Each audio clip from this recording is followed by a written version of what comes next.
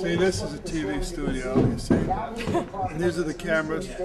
This is the crew. These are the guys that make it all happen. Look at them up there. Got a Nick jersey on. Right. There's a basic rule on television. And the rule is, the more uncomfortable you feel on television, the more comfortable you appear. I used to have people tell me in my early years in the Senate, well, what you need to do is speak louder, no, softer, no, smile, no, don't smile, no, stick your chin out, no, don't stick your chin out. But above all, be natural. You know, you have to have a politician who's willing to cut against the grain, because all the consultants that politicians employ will tell them, don't do this, you can't do this, this is political suicide. They're trapped in what I call the iron triangle. At the top of that triangle is the candidate. In the lower right is the consultant, and on the left is the fundraiser. The candidate wants to run, get health care for everybody, do big ideas. And so he's never been in politics, or she's never been in politics. So well, how do I do this? Well, you get a consultant. So he gets a consultant. The consultant tells the candidate, you can't propose health care for everybody. You're going to lose. You've got to have a smaller idea that we can target an audience.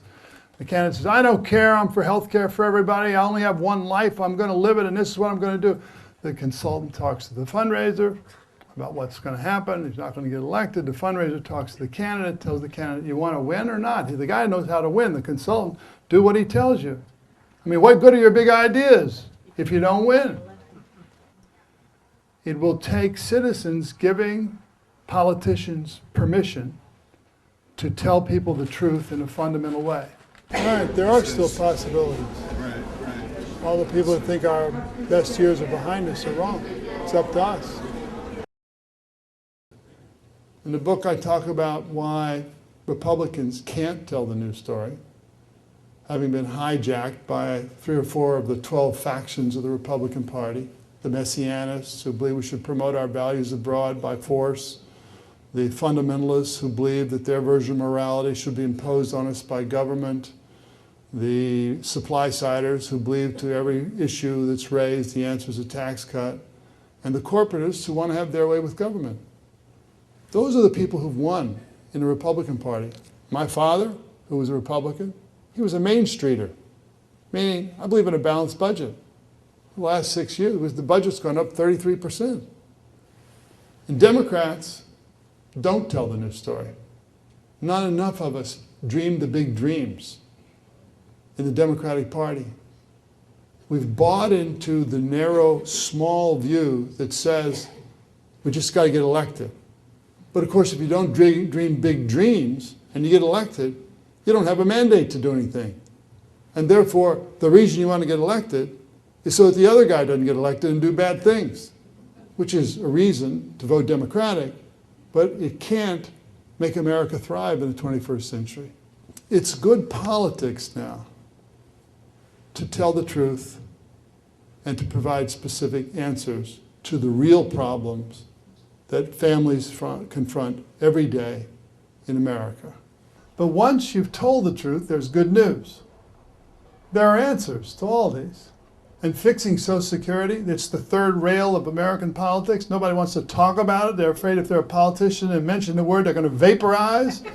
And then every constituent will say, no, I'm voting against you because you mentioned the word, right? When it's a pretty easy thing to solve. I remember back in 1983 when Social Security was really on the brink of bankruptcy. And a commission was meeting. I represented New Jersey at that time, and I figured what I needed to do was consult my constituents. So I had a guy from Rutgers, a professor. We held meetings, 16 meetings around New Jersey, overwhelmingly attended by senior citizens, and not all, but most. And he laid out what are the options to make the system solid for another 30 years. And then we had a vote. And you know what those audiences, mostly of senior citizens, vote for? They voted to cut their own benefits.